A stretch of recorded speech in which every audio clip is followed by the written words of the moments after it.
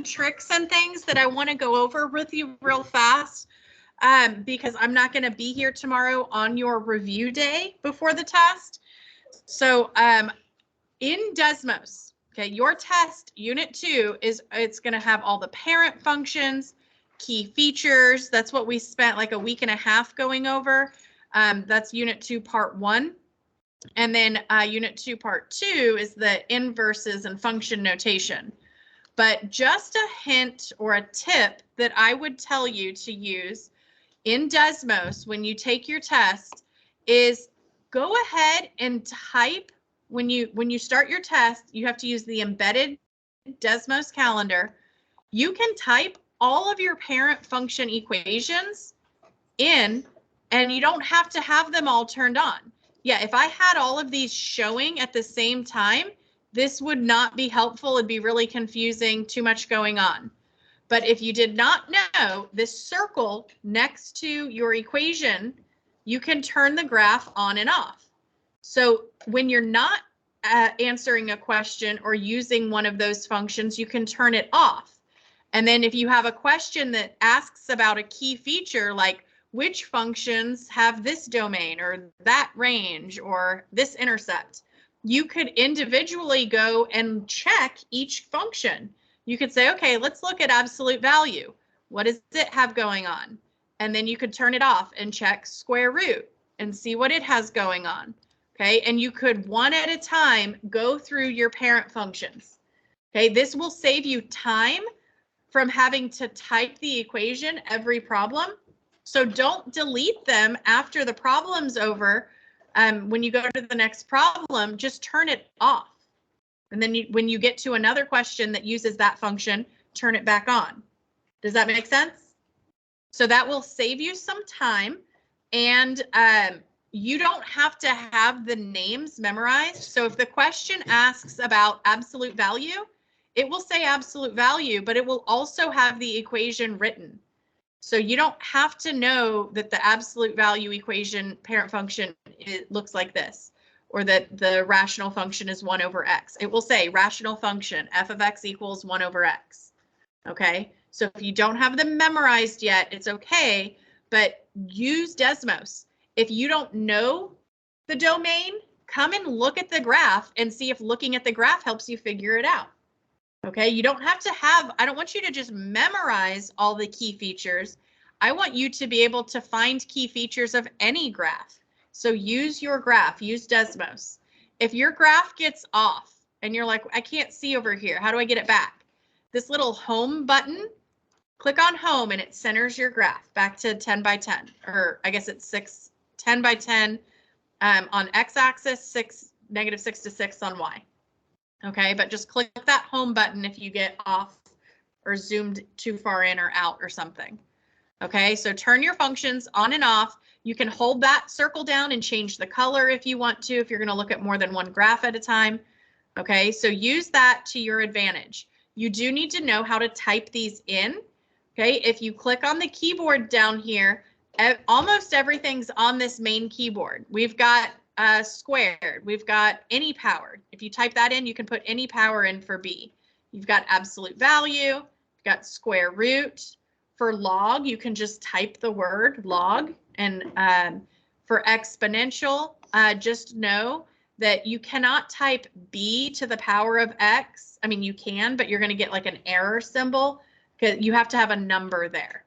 The only one that is not on this home screen right here on this home keyboard is that cube root, okay, which you would go to functions, and it's at the very bottom, okay, the nth root, and you can put whatever number in for n that you want. In this case, I put a 3 for the cube root. Okay, so make sure you know how to type those in Desmos and that you can turn graphs on and off in Desmos. Good? Okay, now more review. Okay, if you go in Canvas, you have 2 options to find some review materials tomorrow for your review day. Okay, one is to go to your assignments tab and look at all your assignments. Okay, the other is to go to My Learning and have look at our calendar.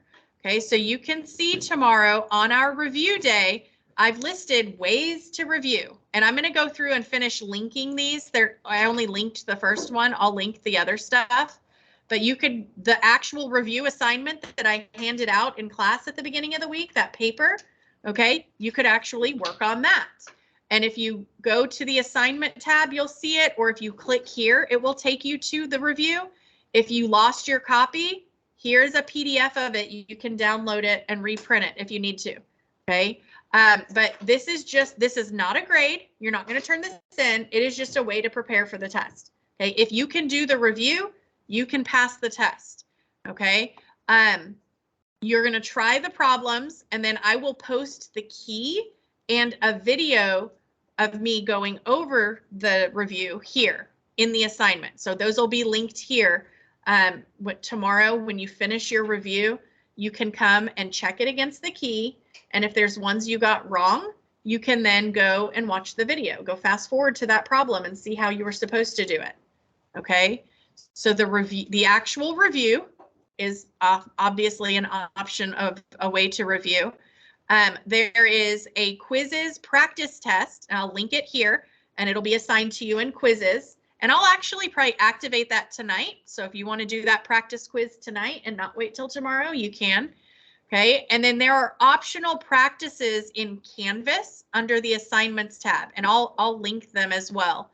Okay, and then I'm actually going to put a fourth option here to go to Aware, to our formative assessments that we took. I've opened them up so that you can see your results and see the problems, what you got right and wrong, and you can go back over those problems again as part of your studying or preparation for the test. Okay, but if you go to assignments, you'll see the review. Let me click on student view.